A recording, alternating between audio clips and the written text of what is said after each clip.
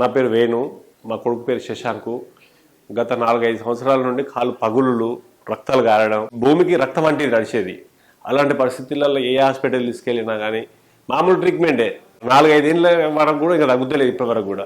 ఇక నాకు ఓపిక నశించి ఎటు ఆలోచిస్తాం. మా ఇంటి ముందు మా బాబాయ్ అవుతాడు, ఆయనకు మొత్తం పగులుళ్ళు, మొత్తం చర్మం ఊడిపో అలాంటి పరిస్థితుల్లో మందులు వాడిండు. ఆర్జీఆర్లా తగ్గింది.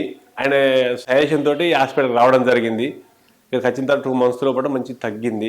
ఇప్పటివరకు ఓకే, మా అబ్బాయికి బాగుంది.